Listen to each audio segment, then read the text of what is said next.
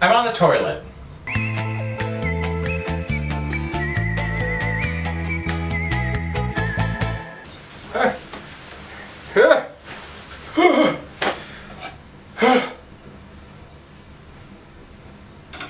I come to you now in full drag.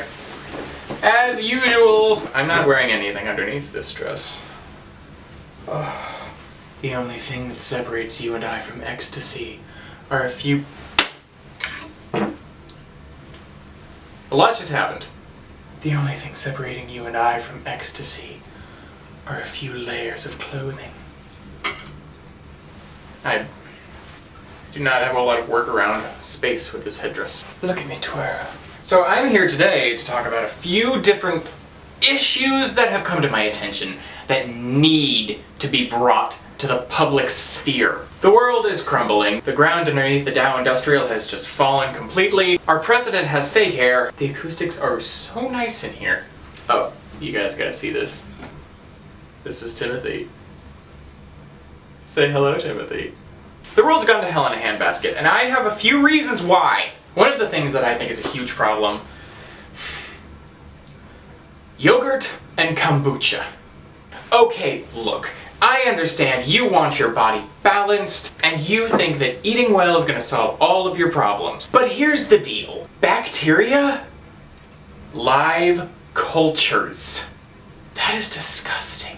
I cannot think of something worse than eating a live culture. Bacteria, microbes. Oh, don't worry, Jody. It's bacteria that's good for you. It'll eat away all the badness in your tummy. No, I don't want your Greco-Germ dairy paste. Anything that can be squeezed out of a tube is not something I want to ingest. That's why I don't use toothpaste. And kombucha tastes like licking an STI. It's the taste of a doctor's stethoscope. Next, live music. Okay, look, I don't have a giant issue with live music as a whole. If I know where it is, I can avoid it. I don't go to any bar with a stage. I don't go to restaurants with any kind of music posters up. I don't go to Starbucks for fear that I'll see a busker. And don't even get me started on street musicians. Street musicians need to be outlawed. The worst thing I can possibly imagine is walking down the street, minding my own business. They're having a sale on fleece sweaters, and suddenly, a block up, I can see him. His jeans are ripped up and he bought them that way. He makes his own deodorant. It doesn't work. He was all for wind turbine energy until he saw one hit a bird. He believes that driver's licenses shouldn't really be a thing. He's balding and has 7-inch long hair and refuses to cut it. Just go bald. Just shave. He wants to donate it to Locks of Love. It's commendable, but for him it's just annoying. And he locks eyes with you. And you can't turn. You can't walk away. He already knows you're coming. He knows you have cash because you just left the thrift store with 3 bags of clothing and they don't accept cards. He sings louder. His folk acoustic cover of Wonderwall is blaring from his lungs. The reverberation from his guitar is enough to wake the dead. I don't know what to do. Do I smile politely? Do I kick the guitar out of his hands and yell at him for what he's done? Do I hold up a sign and try and convince people that this is not socially acceptable behavior? And the people who sit and listen, where do you get off? Go to a concert hall. Find a stage. Don't encourage this. Don't put this nonsense on the rest of us. The other day I went into the grocery store, right next to the Pink Lady apples, which are the only good apples, period. There was a stand set up. I don't know what they were selling. I don't know what they were pawning. I didn't want to get near it. Do you know why? A guitarist and a violinist. Plucking and grinding away. They looked like they were a couple. Man on guitar, woman on violin, looking into each other's eyes, playing wagon wheel, 3rd verse in, smiling at everyone who walks by. Guess who didn't get apples that day?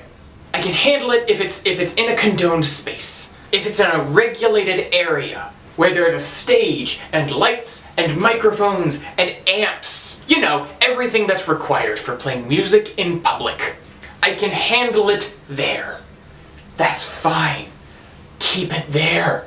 I know the places to avoid. But when you invade my grocery store, I don't know what to do. I'm afraid of going back. And I'm not going to Trader Joe's. That place is like music without the music. That place is invasive. I don't feel safe in my own grocery store anymore.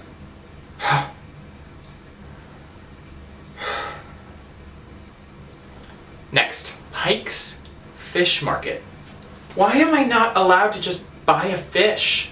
I don't want my fish thrown across an entire market, across groups of people, Asian tourists, rainy hipsters, aging hippies that are realizing they're a little more conservative now than they thought, coffee bandits. I just want my fish in my basket. I don't want you to manhandle it.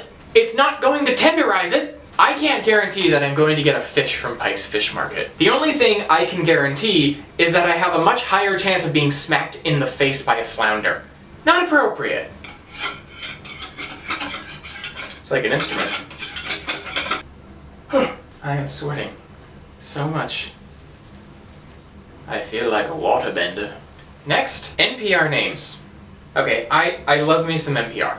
I love NPR. But their names.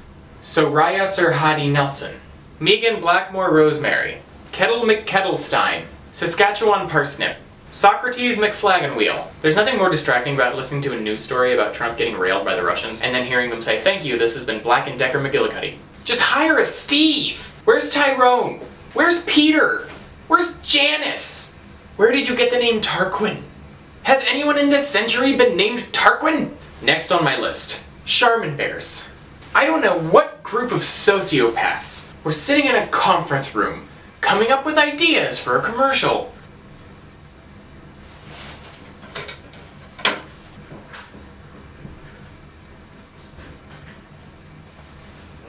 My roommate came home. I have to be quieter.